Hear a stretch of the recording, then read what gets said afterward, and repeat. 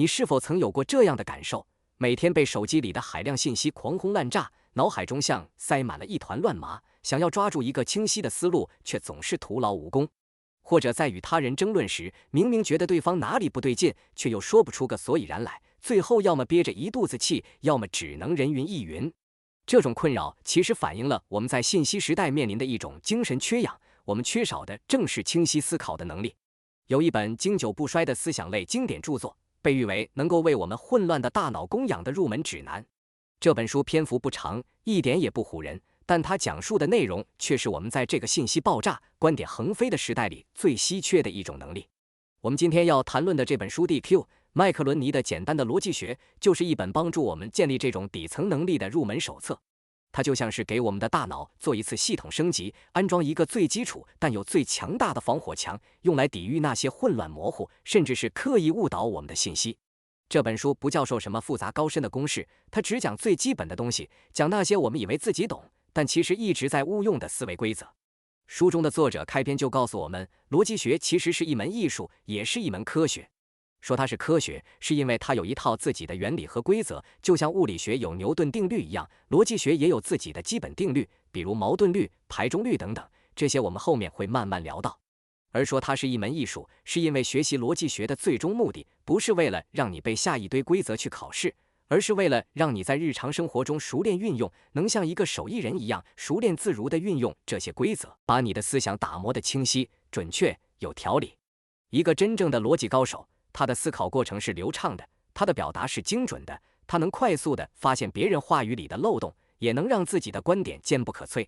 所以，学习逻辑学本质上是在训练我们如何正确地使用我们的大脑，让这个最宝贵的工具发挥出它应有的力量。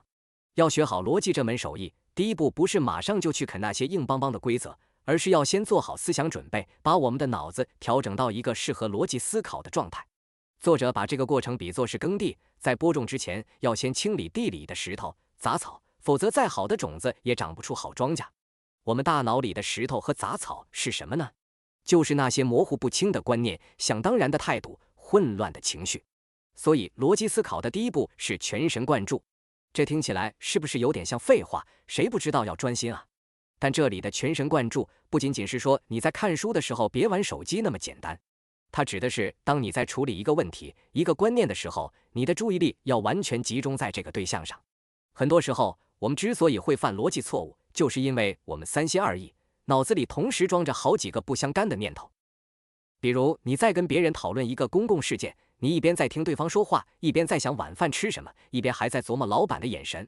在这种状态下，你很难真正听懂对方在说什么，更别提去分析他话里的逻辑了。你的大脑就像一个开了很多窗口的电脑，运行速度自然就慢下来了，还容易卡顿出错。所以，逻辑思考者首先要学会的就是一次只处理一件事，把你的思维焦点像聚光灯一样打在思考对象上。把注意力集中起来之后，第二件要做的事就是确认事实。逻辑推理的起点必须是事实，是那些真实存在、可以被验证的东西。如果你的出发点就是错的，是虚假的，那后面的推理再严谨也没用。这就像盖房子，地基要是歪的，你上面盖的再漂亮，也只能是危房。那么什么是事实呢？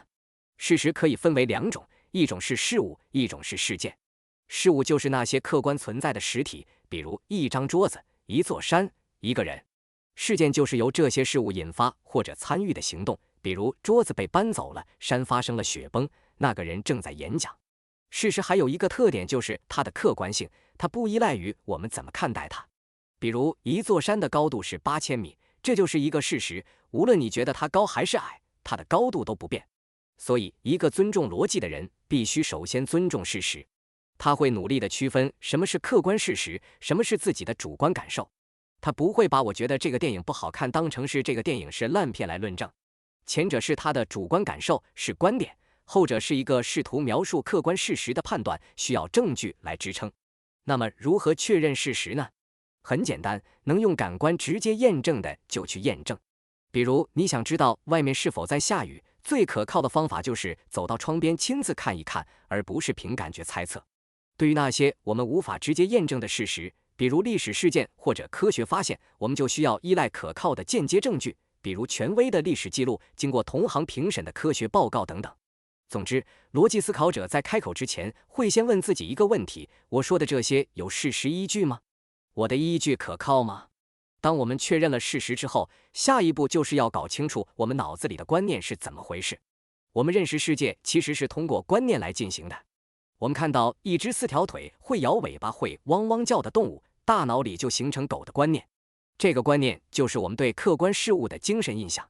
作者在这里强调了一个非常重要的点：观念必须忠实于它所反映的客观事物。一个清晰正确的观念应该像一面干净的镜子，准确地反映出镜子外面的世界。如果你的观念是模糊的、扭曲的，甚至是错误的，那么你基于这个观念的思考都将是混乱和错误的。比如，如果你对爱这个观念的理解是无条件的占有和控制，那么你在处理亲密关系时可能会伤害对方和自己。这就是因为你的观念本身从一开始就偏离了它所应该反映的客观现实。那么，我们怎么才能保证自己的观念是清晰、正确的呢？方法就是不断的追根溯源，回到这个观念最初所对应的客观事物上去。我们要经常问自己，我脑子里的这个观念，它对应的是什么？比如，当我们在讨论民主的时候，为了避免空对空的争论，一个逻辑思考者会先把这个观念拆解开去，考察它在现实世界中的具体体现。它包含了哪些制度设计，比如选举、议会、独立的司法等等。它在不同的国家、不同的历史时期又有哪些不同的实践形式？通过这样不断地把抽象的观念和具体的现实事物联系起来，我们的观念就会变得越来越清晰，越来越精确。与清晰的观念相对的是模糊和错误的观念。模糊的观念就是你虽然知道它大概是什么，但说不清楚它的边界和内涵。错误的观念就更严重了，它直接歪曲了客观事物的本来面貌。而我们很多时候犯逻辑错误，根源就在于使用了这些不合格的观念作为思考的砖块。搞清楚了观念，我们就要用语言这个工具把观念表达出来。观念是存在于我们脑子里的，是私人的。要想让别人了解你的想法，你就必须把它说出来或者写下来。语言就是观念的载体。在这里，逻辑的要求同样是语言要忠实于观念。你怎么想，就应该怎么说。你脑子里的观念是清晰的，你表达出来的语言也应该是清晰的。如果你说的话含糊其辞、模棱两可，别人听不懂，那问题很可能不是出在别人的理解能力上，而是出在你自己身上。也许是你自己就没想清楚，观念本身就是一团浆糊。也许是你没找到合适的词语来精确地表达你那个清晰的观念。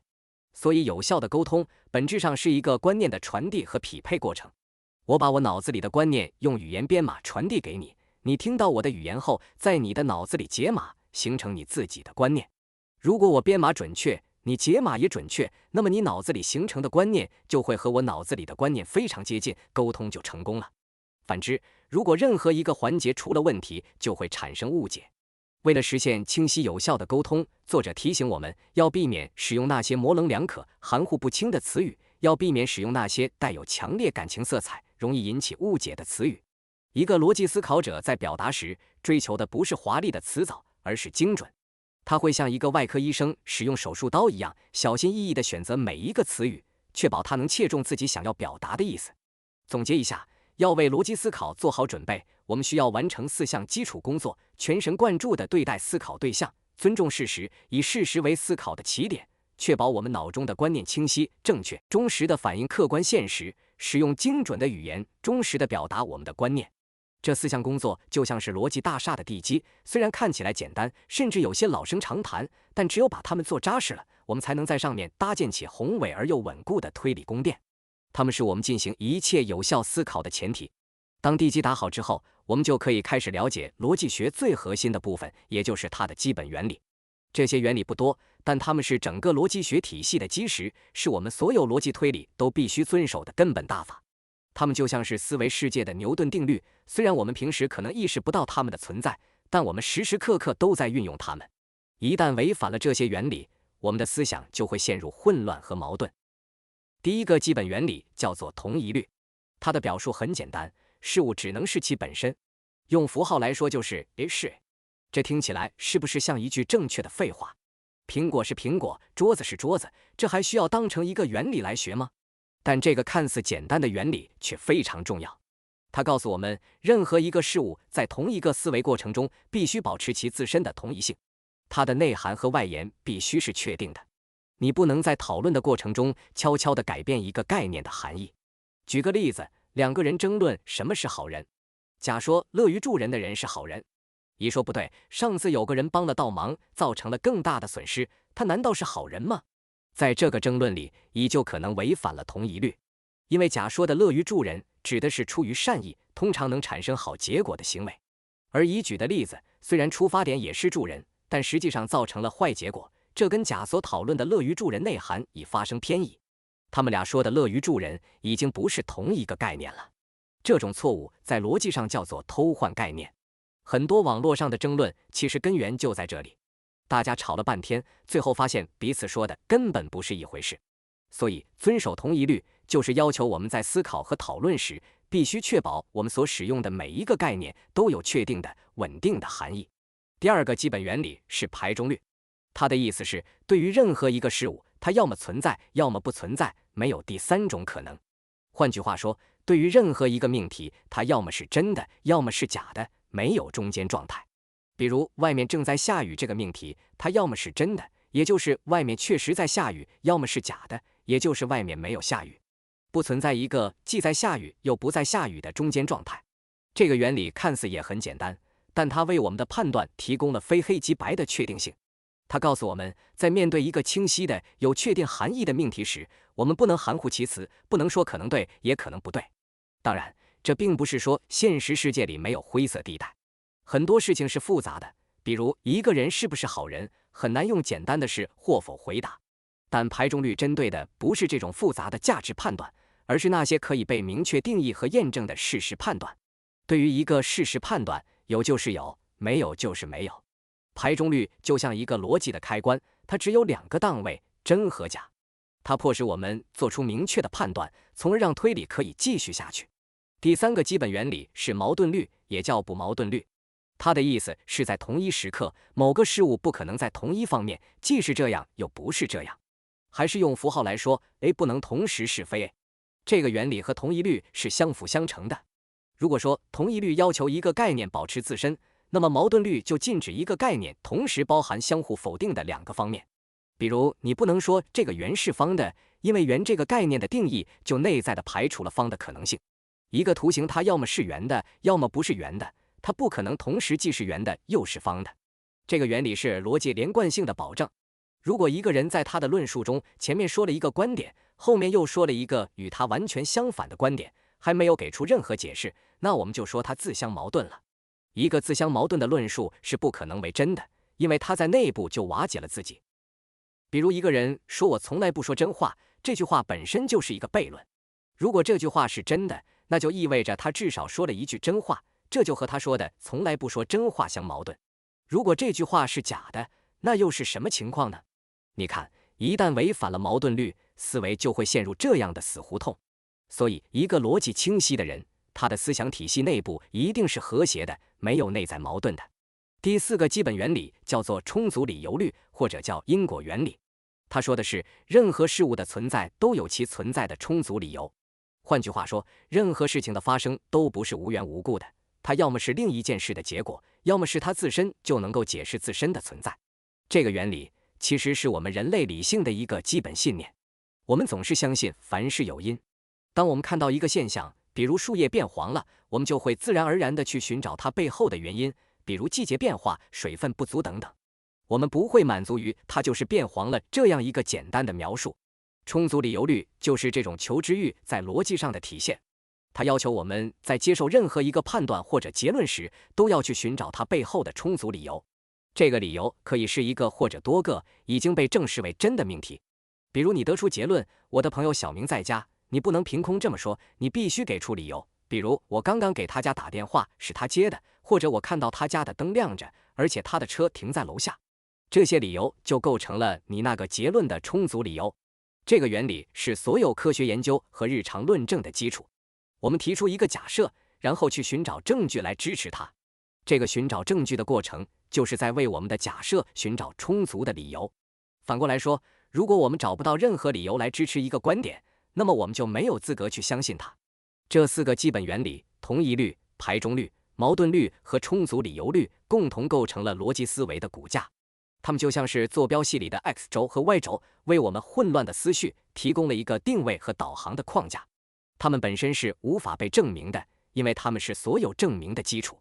它们是不证自明的，我们不是通过学习才获得它们，而是它们内在于我们人类的理性之中。学习逻辑学只是让我们更清晰地意识到它们的存在，并且更自觉地在思考中去运用和遵守它们。理解了这些基本原理，我们就可以开始观察世界了。逻辑思考者看待世界的方式和普通人可能有些不同，他们会特别关注事物之间的因果关系。我们刚才提到的充足理由律，其实就是因果律在思维中的反应。世界上发生的一切都是一个庞大的因果链条中的一环 ，A 导致了 B，B 又导致了 C。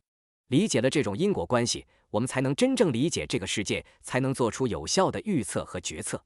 比如一个医生诊断病情，他就是在寻找病人症状背后的原因，找到了病因，他才能对症下药。一个侦探破案，他也是在根据现场的种种结果去反向推理，导致这些结果的原因，也就是凶手和作案过程。在探寻因果关系时，我们需要非常小心，不是所有前后相继发生的事情都构成因果关系。公鸡打鸣之后，太阳升起来了，我们不能因此就得出结论，说是公鸡打鸣导致了太阳升起。这只是两个事件在时间上的先后顺序，它们之间并没有必然的联系。这种错误在逻辑上叫做后此谬误，就是把在此之后当成了因此之故。要确定因果关系，我们需要更深入的分析。比如，我们需要看原因是不是导致结果 B 发生的必要条件或者充分条件。我们需要看是不是存在其他更合理的解释。科学研究中常用的控制变量法，就是为了排除那些偶然的联系，找到真正的因果关系。比如要研究一种新药是否有效，科学家会把病人分成两组，一组吃新药，另一组吃没有药效的安慰剂，其他所有条件都保持一致。最后比较两组的康复率，如果吃新药的一组明显好于吃安慰剂的一组，我们才能比较有信心地说是这个新药导致了病人的康复。除了探寻单一的因果链条，我们还要认识到，很多时候一个结果并不是由一个单一的原因造成的，而是由多个原因共同作用的结果。比如一场森林火灾的发生，可能的原因就有很多，天气干燥，气温过高，有人乱扔烟头，森林管理不善等等。这些原因共同起作用，才最终导致了灾难的发生。一个成熟的思考者会避免那种单一归因的简单化思维，他会努力去看到一个事件背后的复杂性，去分析各个原因所占的比重和它们之间相互作用的方式。这种系统性的思维方式能让我们对世界的认识更加全面和深刻。当我们通过观察和分析对世界有了一些基本的认识，掌握了一些事实和观念之后，我们就要开始用逻辑的语言把它们组织起来，形成论证。逻辑学最核心的应用就是进行论证。什么是论证呢？一个论证就是用一个或多个已知的为真的命题去推出一个新命题的真实性的过程。那个已知的命题我们叫它前提，那个被推出来的新命题我们叫它结论。一个完整的论证就由前提和结论这两个基本部分构成。比如，这是一个经典的论证，所有的人都会死，这是前提一；苏格拉底是人，这是前提二，所以苏格拉底会死，这是结论。这个例子就是逻辑学里最著名的一种论证形式，叫做三段论。它由两个前提和一个结论组成。三段论的强大之处在于，只要你的两个前提都是真的，而且你的论证结构是有效的，那么你的结论就必然是真的。它提供了一种从已知推向未知的可靠途径。我们人类知识的大厦，很大程度上就是通过这样一个个环环相扣的论证搭建起来的。要构建一个好的论证，首先你的前提必须是真实的。就像我们前面说的，如果地基筑错的，上面的一切都站不住脚。你不能用一个虚假的前提去推导任何东西。其次，你的前提和结论之间必须有紧密的逻辑关系。前提必须能真正的支持结论。比如你说我的邻居昨天买了彩票前提，所以他今天一定会中大奖结论，这个论证就是无效的，因为买彩票这个前提并不能为中大奖这个结论提供足够的支持。买彩票和中大奖之间只有一种非常微弱的可能性联系，而不是必然的逻辑联系。在论证的过程中，我们有两种基本的推理方式，一种是演绎论证，一种是归纳论证。我们刚才举的苏格拉底的例子就是一个典型的演绎论证。演绎论证是从一般到特殊的推理。它的前提通常是一个普遍性的原理，所有的人都会死，然后把它应用到一个具体的个案上，苏格拉底是人，从而得出一个关于这个个案的结论。演绎论证的特点是，只要前提为真，结构有效，结论就100%为真，它的确定性非常高。数学证明基本上都是用的演绎法，而归纳论证则是从特殊到一般的推理。我们观察了很多个别的事物，发现它们都有一个共同的属性，然后我们就推断出所有这类事物可能都具有这个属性。比如，我观察到我见过的第一只天鹅是白色的，第二只也是白色的，第1000只还是白色的，于是我得出一个结论：所有的天鹅都是白色的。这就是一个归纳论证。归纳论证在科学发现中扮演着非常重要的角色。很多科学定律最初都是通过观察大量现象总结归纳出来的，但是归纳论证有一个天生的弱点，就是它的结论不是100%确定的。只要你找到一只黑天鹅，我那个所有天鹅都是白色的结论就被推翻了。所以归纳论证得出的结论永远只是一种可能性，它的可靠性取决于你观察的样本数量有多大，代表性有多强。一个好的归纳论证会小心地使用很可能、通常这样的词语，而不是用必然、所有这样绝对化的词语。无论是演绎还是归纳，一个好的论证都应该是清晰的、有力的。它应该像一座桥梁，稳固地把听众从你所陈述的前提出发，安全地引导到你想要他接受的那个结论。而一个逻辑混乱的人，他的论证过程则可能像一个迷宫，到处都是断头路和陷阱，不仅无法说服别人，甚至会把自己也绕进去。因此，学习逻辑很大程度上就是在学习如何构建和评估论证。我们要学会如何清晰地陈述自己的前提，如何组织有效的推理过程，如何得出有说服力的结论。同时，我们也要学会如何去审查别人的论证，去发现他前提中的不实之处，去识别他推理过程中的逻辑漏洞。这种能力无论是在学术研究、工作决策，还是在日常的沟通交流中都至关重要。它能帮助我们拨开云雾，看清事物的本质，做出更明智的判断。我们已经谈过，清晰的思维需要清晰的语言来承载反之，混乱的语言往往是思维混乱的直接体现。逻辑学不仅仅是关于我们内心如何正确思考的学问，它更是关于我们如何通过语言进行有效沟通和论证的艺术。然而，在现实生活中，我们的思考和表达却常常偏离逻辑的轨道，陷入各种各样的误区。这些误区在逻辑学上被称为谬误。谬误就是那些看起来有点道理，但实际上违反了逻辑规则的错误论证。它们是思维的陷阱，是我们清晰思考路上的绊脚石。这本书的后半部分就集中火力，带我们去识别和剖析这些最常见的逻辑谬误。了解它们就像是给我们的逻辑防火墙安装了最新的病毒库，能帮助我们及时发现和拦截那些试图侵入我们大脑的错误信息。在具体分析各种谬误之前，作者先指出了导致我们思维混乱、产生谬误的一些根源。这些根源有些是态度上的，有些是方法上的。比如怀疑论就是一个常见的思想误区。这里的怀疑不是指那种健康的以探求真理为目的的批判性思维，而是指一种极端的否定一切的态度。持极端怀疑论的人会说，世界上没有绝对的真理，所有观点都只是个人看法而已，所以没必要较真。这种态度看似很酷很超然，但实际上是思想懒惰的借口。它直接关闭了理性探讨的大门。如果一切都无所谓对错，那我们还有什么必要去学习、去论证、去追求更可靠的认识呢？排中律告诉我们，一个清晰的命题非真即假。极端怀疑论者却试图停留在一种一真一假的模糊状态里，这本身就是对逻辑的逃避。与此相对的另一个极端是不可知论。不可知论者声称，我们不可能知道事物的真相。这种态度同样是思想上的死胡同。如果真相从根本上就是不可知的，那我们一切的努力和探索又有什么意义呢？一个真正尊重逻辑的人，他既不会盲目地接受一切，也不会虚无地否定一切。他会保持一种开放而审慎的态度。他相信真理是存在的，并且是可以通过理性的努力去无限接近的。另一个导致逻辑混乱的根源是思想的狭隘。一个思想狭隘的人，他会固执地坚守自己已有的观念，拒绝接受任何与自己看法不符的新信息或新证据。他看待世界不是为了了解世界本来的样子，而是为了寻找能印证自己既有观点的材料。对于那些支持自己的证据，他会无限放大。对于那些挑战自己的证据，他会视而不见，甚至强行曲解。这种思维方式在心理学上叫做确认偏误，这是一种非常普遍的人性弱点。我们都倾向于喜欢那些和我们观点一致的人，喜欢读那些和我们看法相同的文章。但一个追求逻辑和真理的人，必须有意识地去克服这种偏误。他要有勇气去接触不同的观点，要敢于用反面的证据来审视自己的信念。因为只有经历过反复质疑和考验的观点，才是真正站得住脚的。情绪也是逻辑思考的大敌。我们都是有感情的动物，喜怒哀乐是人之常情。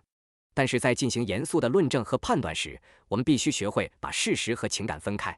一个论证是否有力，取决于它的前提是否真实，推理过程是否有效，而与论证者或听众的情绪无关。如果你因为讨厌一个人就全盘否定他的所有观点，那你就是犯了逻辑错误。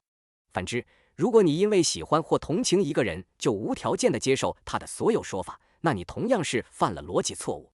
这种把讨论焦点从论证本身转移到人的情感上的做法，在逻辑上叫做诉诸情感谬误。一个成熟的思考者，他能够驾驭自己的情绪，而不是被情绪所奴役。他会就事论事，对事不对人。他评价一个观点，只看这个观点本身是否合乎逻辑，有无证据支持，而不会被自己的好恶所左右。清理了这些思想上的障碍之后，我们就可以正式进入谬误的重灾区了。作者将谬误分为了两大类：形式谬误和非形式谬误。形式谬误指的是那些论证结构本身就有问题的谬误，它的问题出在推理的形式上，而不是内容上。而非形式谬误则种类繁多，它们的问题主要出在论证的内容上，比如前提错误、概念模糊、偷换概念等等。对于普通人来说，我们在日常生活中遇到的大部分都是非形式谬误。我们先来看几种最常见的非形式谬误。第一种叫做窃取论题谬误，也叫循环论证。犯这种谬误的人，他用来证明自己结论的那个前提，其实只是把结论换了一种说法而已。他等于是在用 A 来证明 A。比如一个人说这部电影是年度最佳影片，因为它比今年所有其他的电影都好。这句话听起来好像给出了理由，但你仔细一想，比所有其他电影都好，不就是年度最佳影片的定义吗？他等于是在说这部电影是最佳影片，因为它是最佳影片。他并没有提供任何独立的外部的证据来支持他的结论，他的论证在原地打转，一步都没有前进。这种谬误有时候会隐藏得很深，尤其是在一些长篇大论里，作者可能会用不同的词句在文章的开头和结尾重复同一个意思，让你在不知不觉中就接受了他的循环论证。第二种是稻草人谬误，这是在辩论中非常常见的一种卑劣手段。当一个人反驳不了对方的真实观点时，他会怎么办呢？他会悄悄地把对方的观点歪曲成一个更容易被攻击的虚假的稻草人观点，然后对着这个稻草人一顿猛打，最后宣布自己获得了胜利。比如小明说，我认为我们应该适当简化一些行政审批流程，提高效率。小红反驳道，你这是什么意思？难道你想取消所有的监管，让市场一片混乱，让大家的安全都没有保障吗？在这里，小红就树立了一个稻草人。小明只是说适当简化，这是一个温和的改革建议，小红却把它歪曲成了取消所有监管，这样一个极端的没人会同意的观点。然后他通过攻击这个极端观点来制造一种他已经驳倒了小明的假象。这种谬误的危害性很大，因为它完全破坏了真诚的讨论氛围，把理性的辩论变成了相互抹黑的口水战。第三种是假两难谬误，也叫非黑即白。犯这种谬误的人，他会把一个复杂的问题强行简化成只有两个选项的极端选择。他会告诉你，你要么选 A， 要么选 B， 没有别的可能性。但他刻意忽略了，在和 B 之间其实还存在着 C、D、E 等很多种其他的选项。比如，在一次关于城市发展的讨论中，有人可能会说，我们要么牺牲环境来发展经济，要么保护环境而忍受贫困。这就是一个典型的假两难。他预设了发展经济和保护环境是绝对对立、不可调和的。但事实真的如此吗？难道就不存在一种既能发展经济又能保护环境的可持续发展道路吗？当然是存在的。制造假两难谬误的人，往往是想通过限制你的选择来迫使你接受他想要的那个选项。一个清醒的思考者在面对这种二选一的难题时，会习惯性地问一句：真的只有这两个选择吗？会不会有第三条路？第4种是滑坡谬误。这种谬误的论证方式是声称，如果我们接受了 A， 就必然会导致 B，B 又必然会导致 C， 最终会一路滑坡，导致一个非常可怕的、谁都不想看到的结果 C。因此，为了避免 Z， 我们从一开始就必须禁止。这种论证听起来很有说服力，因为它描绘了一个耸人听闻的未来，来激发人们的恐惧。但是它的逻辑链条往往是脆弱的、想当然的，它并没有充分证明从 A 到 B， 从 B 到 C 的每一步都是必然会发生的。比如，有人反对在公园里设立吸烟区，他的理由是，如果我们允许在公园设立吸烟区，那下一步是不是就要允许在商场、在办公室吸烟？再下一步是不是就要允许在学校和医院吸烟？这样下去，整个社会的禁烟努力不就白费了吗？这个论证就犯了滑坡谬误。在公园设立特定的吸烟区和在医院吸烟，这中间并没有必然的联系。前者是一个可以讨论的管理问题，后者则是一个有明确共识的禁令。把两者用一个想当然的滑坡链条联系起来是不合逻辑的。第5种，我们来谈谈诉诸人身谬误。这种谬误和我们前面提到的诉诸情感有点像，但它的焦点更集中在攻击提出观点的那个人本身，而不是观点的内容。当一个人无法在事实上或逻辑上反驳对方的观点时，他可能会转而攻击对方的人格、动机、背景，甚至是长相。比如，一位科学家提出了一个新的气候变化模型，另一个人反驳说：“你不用听他的，他这个人私生活一团糟，而且我听说他还和某个公司有利益关系。”你看这个反驳，没有一个字是关于那个气候变化模型本身的，全都是在攻击科学家这个人。这种做法的目的是想通过贬低提出观点的人，来间接的贬低他的观点，让听众产生一种人不行，所以观点也不行的错觉。这在逻辑上是完全站不住脚的。一个人的品格和他的观点是否正确，这是2个独立的问题。一个品格有瑕疵的人，也可能提出一个完全正确的观点。反之，一个道德高尚的人也可能会说错话。我们评价一个观点，唯一的标准应该是它本身是否符合事实和逻辑。除了这些，还有很多其他的非形式谬误，比如诉诸无知，它的逻辑是因为你不能证明 A 是假的，所以就是真的，或者因为你不能证明 A 是真的，所以就是假的。这种谬误的本质是试图将举证的责任推给对方。比如有人说世界上肯定有外星人，因为你根本无法证明没有外星人。这就是一个典型的诉诸无知。他自己拿不出外星人存在的证据，反而要求别人拿出外星人不存在的证据。这在逻辑上是耍赖。再比如以偏概全，就是根据一个或几个非常有限的个案，就草率地得出一个普遍性的结论。比如你在某个地方旅游，遇到了1、2个不友好的当地人，你就得出结论说这个地方的人都素质很差。这就是以偏概全。你的样本太小了，根本不具有代表性。还有诉诸权威谬误。当然，请教专家和权威的意见是正确的，但如果盲目地相信权威，认为只要是专家说的就一定是对的，甚至用权威的名头来压制不同的意见，那就变成了谬误。因为专家也会犯错，而且一个领域的专家在另一个领域可能就是个外行。学习和识别这些五花八门的谬误有什么用呢？难道是要我们拿着这些词汇去给别人的话挑错，显得自己很聪明吗？当然不是。作者的意图是希望我们通过了解这些常见的思维陷阱，首先能做到自我审查。我们可以在自己的思考和表达中有意识地去避免犯这些错误。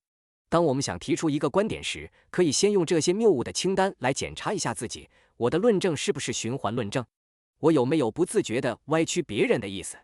我有没有把问题看得太简单、太绝对？我的情绪有没有影响我的判断？通过这样的自我训练，我们的思维就会变得越来越严谨，越来越有条理。其次，识别谬误也能帮助我们成为一个更聪明的信息消费者。在今天这个时代，我们每个人都是信息的接收者，各种媒体、自媒体、网络大 V 都在向我们输出观点，其中有些是高质量的，基于事实和逻辑的分析，但也有很多是充满了谬误的，甚至是刻意误导的宣传。如果我们掌握了识别谬误的能力，我们就相当于有了一副照妖镜。我们能看穿那些华丽辞藻背后的逻辑漏洞，能识别出那些煽情言论背后的思维陷阱。我们不会轻易地被别人带着节奏走，不会人云亦云，而是能够保持自己独立的、清醒的判断。这本书虽然叫做简单的逻辑学，但它所探讨的问题一点也不简单。它关系到我们如何认知世界，如何与人沟通，如何做出决策。它所倡导的是一种清晰、理性、尊重事实的思维方式。这种思维方式在任何时代都是稀缺的，在今天这个信息纷繁复杂的时代，则显得尤为珍贵。它像是一种心智的肌肉，需要我们通过不断的学习和刻意的练习，才能变得强壮有力。读完这本书，我们可能会发现，原来我们平时很多习以为常的说话方式、思维习惯，其实都经不起逻辑的推敲。我们可能会变得对自己的思想和语言更加警惕，也可能会对别人的论证更加挑剔。这或许会带来一些小小的痛苦，因为我们再也无法心安理得地接受那些模糊、混乱、不讲道理的东西了。但这种痛苦正是一个人理性成长的标志，它意味着我们的心智正在变得更加成熟、更加敏锐。当然，逻辑不是万能的，它不能代替我们去感受美、去体验爱、去进行价值判断。生活是丰富多彩的，除了逻辑的黑白，还有情感的五彩斑斓。但是，逻辑是我们进行一切有意义的思考和交流的共同基础。没有这个基础，我们的思想大厦就无从建立，我们的沟通桥梁也无法通行。一个缺乏逻辑训练的人，他的思想世界可能是一片混乱的沼泽，充满了矛盾和悖论。而一个掌握了逻辑工具的人，则能把自己的思想世界打理成一个井井有条的花园，里面的每一个观念都有其清晰的位置，每一条推理都通向一个明确的方向。这本书提供给我们的，正是一套打理我们思想花园的基本工具和方法。它很薄，你可能一个下午就能读完，但它所带来的启发却可能让你受用终身。它不会直接告诉你任何问题的答案，但它会教会你一套寻找答案的正确方法。它像一位耐心而严格的老师，引导我们回到思维最开始的地方，去重新审视那些我们以为自己早已掌握的基本概念和规则。所以，如果你感觉自己常常被各种信息搞得头昏脑胀，如果你希望自己的思考能更清晰一些，表达能更有条理一些，如果你想在这个喧嚣的世界里保持一份独立的判断力，那么去读一读这本简单的逻辑学，或许是一个不错的开始。它不能保证让你变成一个天才，但它至少能帮助你成为一个更清醒、更理智的思考者。而这或许是我们每个人都能送给自己的一份宝贵的礼物。至于书里更详尽的论述和更多有趣的案例，就有待你自己去亲自探索了。